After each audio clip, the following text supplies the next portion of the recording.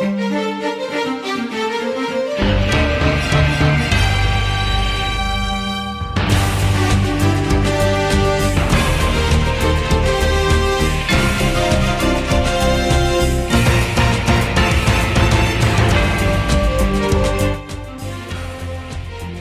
们你好，我是瑞生，你的 VJ。这里访问一位特别的人，那这位朋友是我们在吉隆坡的时候无意间所认识的，后来就到他餐馆去吃饭，他餐馆叫蔡师傅粤菜馆，没有想到那一餐就能结下非常深厚的友谊，也对他有很深厚的认识。但是真正感动我的是他对于菜式、对于烹饪的执着。那当然在今天的这一段访问里面，那瑞生会用英语跟他聊聊天。那当然今天他就坐在瑞生的旁边，他就是 Mr. Chan. How do you do, Mr. Chan? Fine, thank you very much. Now, frankly speaking, it is a pleasure for us able to go to your restaurant to have such a wonderful meal. It is such a pleasure to us. I thank you for the compliment. I would actually like to know how actually you started the Chef Choi restaurant. The restaurant was actually started because of my own mouth. What would you mean, Omar? I wanted somewhere to eat. Okay. So I went in joint venture with a Hong Kong chef who ultimately did not do any good. And therefore, it ended up, I am now cooking for myself. Now, which means that initially when you want to joint venture with him, you do know how to cook, or you know how to cook? I already knew how to cook. All right. But it's just that I don't really want to sit in the back of the kitchen trying to cook, but let somebody else who's actually quite good at it do it. Okay. But unfortunately, things did not work out. He left, and I had a choice to make. And the choice I made is a result of what you see today, which is I carried the restaurant on as opposed to closing it down. Because many restaurants, when you are fully dependent on a chef, do not have the ability to carry on after the chef. So, am I right to say that it is a blessing in disguise as far as the restaurant is concerned? As far as the restaurant is concerned, probably. Okay. I'm not sure I'd entirely describe it as a blessing, but yes, there is a lot of hard work involved. Things behind the scene that you don't see. But I guess there is a lot of pain. But I guess all your hard work is actually paid off because I can see all your customers that go to your restaurants, they actually appreciate the food. Well, that's one of the non-monetary rewards that we get for working so hard at it, that at least it is appreciated. Certainly when you came to the restaurant and appreciated our food, that is something that money cannot buy. But I guess this is what you are looking for, yes. The satisfactions that you already get from the customers. Yes. But no, I realize that when I have my dinner over at your restaurant, that the quality of each dishes is really fantastic. And it is beyond my descriptions that I'm able to describe on the food. Now, what is your food philosophy? The food philosophy is very simple. Buy the best ingredients that you can and get out of the way. You must be kidding. No, the less you do to very good food, the greater the taste will be. Simplicity in its own concept is something that people should understand. No, this sounds very simple, but actual fact, in the makan industry, we so-called, right? And we try to make it very fanciful. We eat, or we add on a lot of ingredients, but we may not know what we're eating about. Yes. Okay, and you say that simplicity is the most beautiful things. Correct. All right. Now, how you go about it? Isn't it with a lot of combinations of let ingredients? Let me explain something to you. For example, the sauces are meant to complement the ingredient, not overwhelm the ingredient. Okay. So, for example, I gave you the steamed fish. Instead of giving you a light soya sauce, I gave you black pepper sauce. What would that do to the fish? Yeah, it's a new way of eating it. Yeah, all right. But you understand what I'm talking about now. Okay. The choice of sauces for a fish or a steamed fish is very limited. You have to complement the taste, not overwhelm it. Because otherwise the taste of the natural ingredient will not come out. And you should never be afraid of the ingredients you use. So actually, am I right to say is that you would prefer not to have any sauce or ketchup or chili to go with it? Yes. All right, just like when we all go over to Euro countries, they actually prefer you not to use any ketchup. Basically, the natural taste of the food is what has to come out. Exactly. But am I right to say is that you also a person who are very specific in quality. Yes. We Because- are very specific.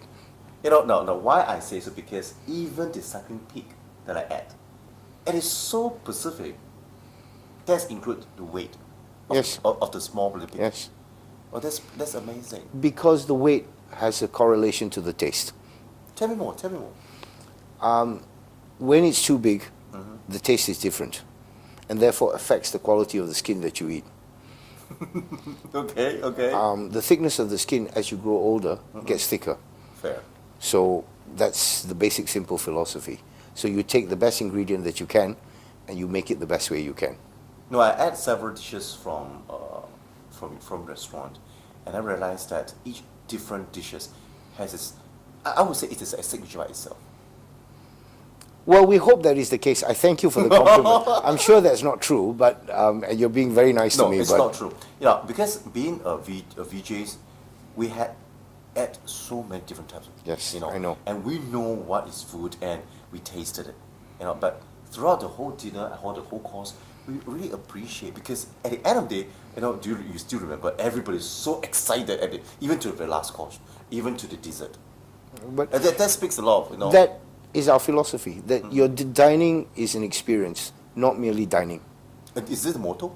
Yes. Would you like to repeat yourself again? Okay. It is dining at Chef Choi's is Uh-huh. an experience, not just dining. It's an experience, all right? It is an experience. Tell me, are you the one who write all the recipe for the dishes that you present? We had you basic modify? set recipes, but I think probably about 30 to 40% of the recipes would evolve over time. And they would be modified because either purposely, through experimentation, through trial and error, you discover a new way of creating a better dish, or what you think is a better dish. But what is a better dish is sometimes relative, because your palate has to be what I call a open palate. Yes. If you have a palate, for example, if you make a soup and you happen to like a particular ingredient like ginger, to you it tastes wonderful when you put more ginger. Correct. But to somebody else who takes it, it's not going to taste wonderful. So your palate has to be what I call an even palate. That is a little bit more difficult than it looks. Well, okay, that makes sense, all right. But I do realize that you would like to strike a balance. Yes. Everything is balanced. There is a balance between your sauce and your dish. There is a balance of how much salt you use, how much spices you use, how much seasoning you use. All of this, for example, if you cook a food without salt, it won't bring out the taste. So you need to have a little bit just to bring out the taste. In Cantonese, they call it tiu mei. Tiu mei, which is to Okay. bring out the flavors. Yes, yes. Because these are all natural. It goes on the same concept as Japanese umami, if you understand that. Tell me more. Okay, umami is what they call naturally occurring taste. Okay. Seaweed, scallops, dried abalone, these are all natural occurring flavors that occur in foods. And you use that to enhance the food. Yes. So it's the same basic philosophy. All cooking is basically the same philosophy. Hey, do you know that I realized that over your restaurant, you have different types of cuisine, Yes. all right? And it's not only purely Cantonese cuisine, but I saw your menu. You have Italiano style, Yes. Spain, from Yes. Spain. Then you will have also Thai. Yes. No, and you're not going to make as a fusion. No. Tell me more. The concept behind fusion is actually a mixture of ingredients around the world. Your problem today is that the world is very small. So all the ingredients are the same. Many years ago, if you go to Italy, there is no cilantro. Today, if you go to a supermarket in Italy, there is cilantro. So they will just incorporate it in their cooking. Yes. So the question is, what is fusion? It's a mixture of Correct. every ingredient. Yeah. Creating a taste. Yes. It's all about taste sensations. Whether I use a chap mushroom or whether I use tongku, it doesn't matter. It's a mushroom with different tastes, different way of using, different way of preparing. That's all. So it's a question of bringing a taste to the customer. That's what the restaurant is all about. When you enjoy your food, that's what the purpose of the restaurant is, for you to go somewhere and enjoy the food. Now, sometimes people go, they don't want to eat the same food all the time. They might feel like eating something that's a little bit different. So that's why we have the separate menus. For example, you can have a Chinese meal. Instead of having the prawn noodle at the end, you could have had a spaghetti vongole, you could have had a spaghetti alla olio pepperoncini. But that's what you mean by just mixing the food. It's not fusion, it's just mixing the food.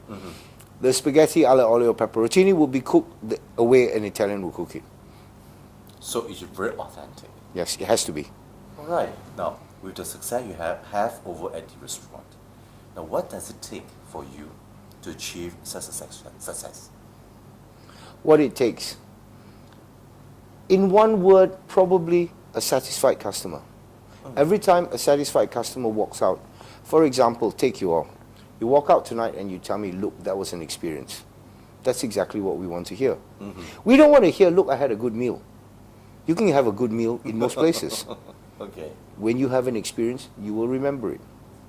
Yes. That's the difference. I guess you also look for a certain type of customers. Unfortunately, yes. The value behind the food is in the food itself. And certain customers have to appreciate the value behind the food. There is a fair amount of thought process that goes into the food. There is a fair amount of thought process that goes into the preparation, which may not entirely be evident on the surface. Yes, well, I totally agree with you.